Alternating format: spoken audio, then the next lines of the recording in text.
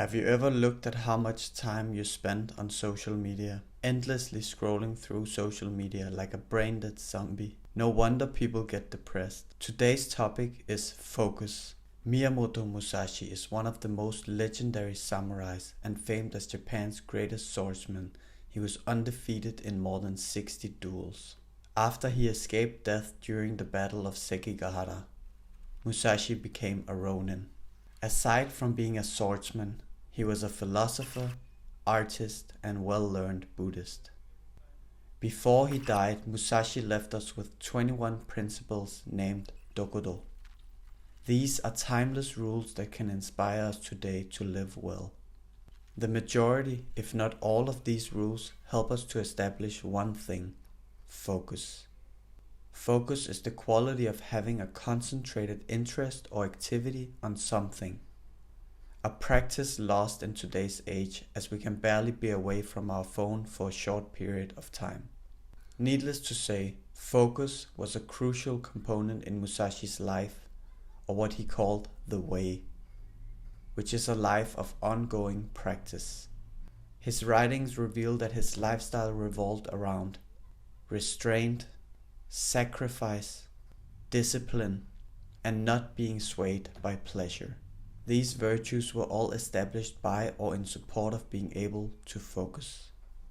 Especially when he spent time apart from society, Musashi was only concerned with perfecting his skill, while aiming for enlightenment by the way of the sword. I won't get into the 21 principles since I want to relate this to parkour. Everything nowadays has to be easy. Hard work has lost its way. We are so afraid of treading one path because what if it's the wrong one? Then all the time we have spent will be futile. We end up in a cycle of overthinking instead of acting.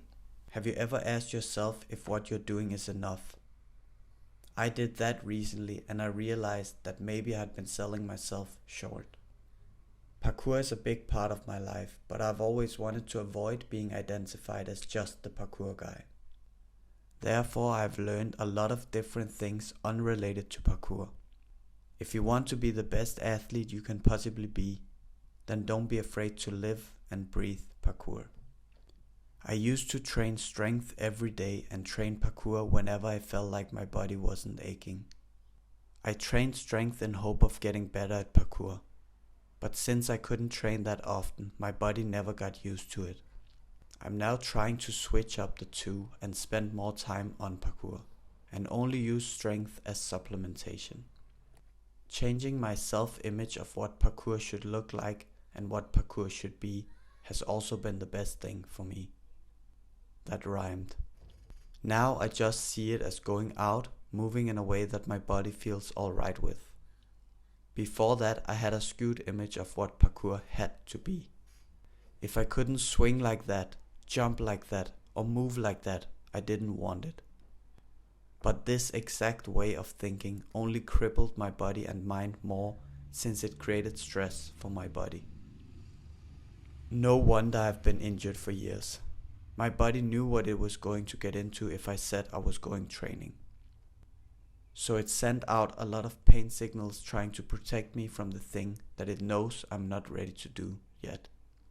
Now parkour has just become movement to me.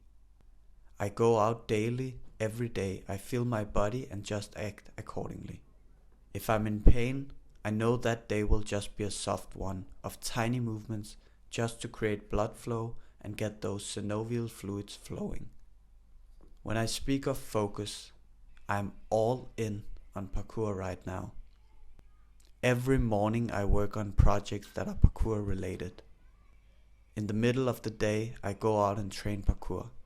After I have trained, I go home and either work more on my projects, or if I'm really sore I foam roll for a long time or do some stretches that I found to be very helpful. I prioritize health and understand what is needed for me to be able to have a daily lifestyle like this. Around the evening I go to work as a food carrier, which is very physically demanding.